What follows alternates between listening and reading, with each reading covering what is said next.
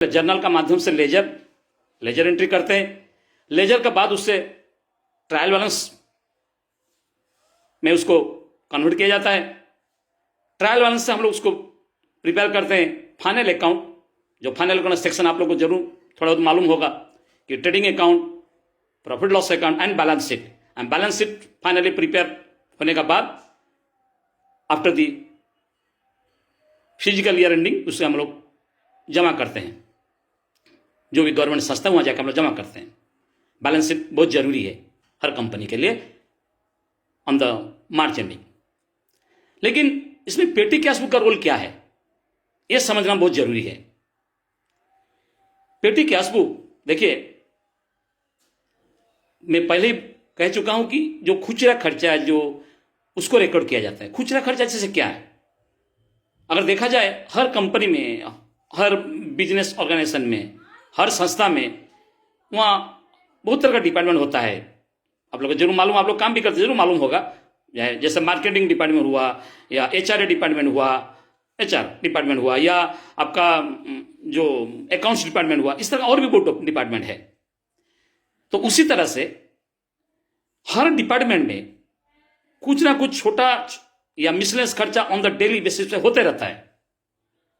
चाहे वो 2 रुपये का हो, 5 रुपये का, 10 रुपये का, 50 या 100 ऐसे होते रहता है। तो उसको हम लोग नजरअंदाज नहीं कर सकते।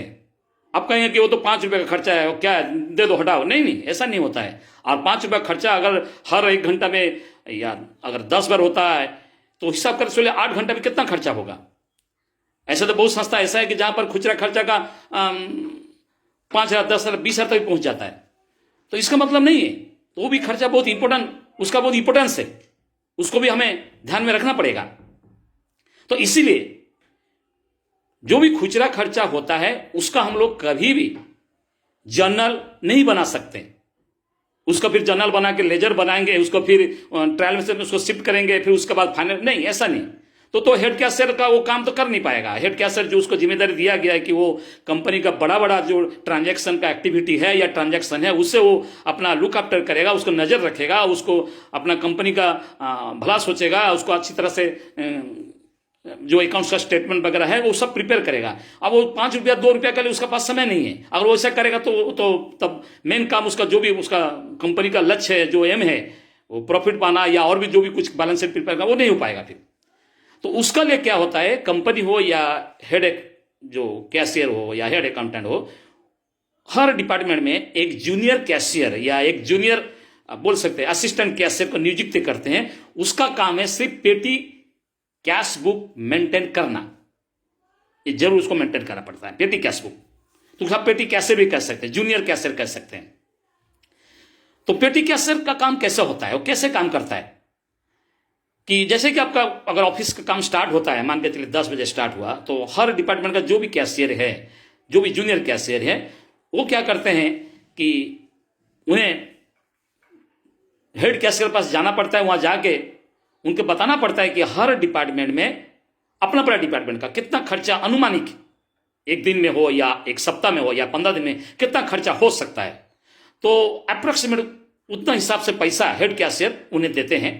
उस पैसा को लेके हेड कैश जो अपना जूनियर कैशियर हुआ या पेटी कैशियर हुआ, वो क्या करता है, अपना रिकॉर्ड रखता है। जो भी वो खर्चा देता है, चाय के लिए या कोल्ड ड्रिंक्स के लिए या आपका जो दूसरा कोई भी आप बोल सकते हैं स्टेशनरी वगैरह के लिए, कॉफी स्टेशनरी का वगैरह के लिए, या और भी कुछ जो है, इंक हुआ, आपका जो पेपर हुआ, इस तरह का जो भी कंप्यूटर स्टेशनरी हुआ, इसका लिए जो भी वो खर्चा करता है तो उसका वो रिकॉर्ड रखता है। रिकॉर्ड रखने के बाद जैसे ही शाम होता है, अगर एक दिन का, अगर डेली बेसिस का बात हुआ, जैसे अपना ड्यूटी का टाइम ओवर होने जाता है, तब वो क्या करता है, अपना टोटल जो भी अपना खर्चा किया उसका रिकॉर्ड का साथ और बैलेंस कुछ और पैसा बचा उसको लेके वो अपना हेड कैशियर में जमा करता है। तो ये हुआ एक तरह से प्रोसीजर काम करने का। तो वही बात हुआ कि पेटी कैश बुक में जितना तरह का ऑफिस का जो भी खुचरा खर्चा है, जो भी अपना छोटा मोटा खर्चा है, पेटी कैश बुक में रिकॉर्ड किया जाता है। इससे हेड कैशियर को आसानी होता है काम करने में और कोई परेशानी भी नहीं होता है। और किसी तरह का पैसा का छोटा 1 रुपया हो चाहे 1000 रुपया का कोई भी घोटाला होने का बहुत कम उम्मीद रहता, होता भी नहीं है। क्योंकि जब कंपनी अगर 1 रुपया को नहीं पहचान पाएगा तो करोड़ों को पहचान नहीं पाएगा।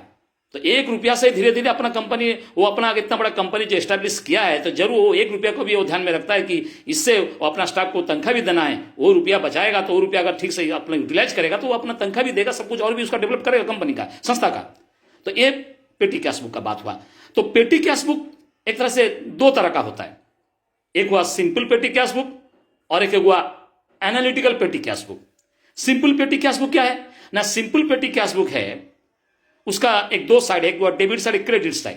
जो भी पैसा पेटी कैशियर रिसीव करता है उसको अपना डेबिट साइड भी लिखता है, और जो भी खुचरा खर्चा वो करता है, चाहे वो स्टेशनरी के बारे में हो, या कूली चार्ज के बारे में हो, या बस फेयर, या टैक्सी फेयर, या चाय, या कॉफी, रिफ्रेशमेंट का और भी जो भी खर्चा है, चाहे कोल्ड ड्रिंक्स, या रबर, या पेंसिल, या ऑफिस का और भी कोई कंप्यूटर स्टेशनरी वगैरह, पेपर, इंक, कैटरिज एटसेट्रा, ये सब का अपना जो भी खर्चा वो करता है, 5 रुपये का, 10 रुपये का, 50 रुपये, 100 रुपया, उसको वो अपना क्रेडिट साइड में नोट करता है।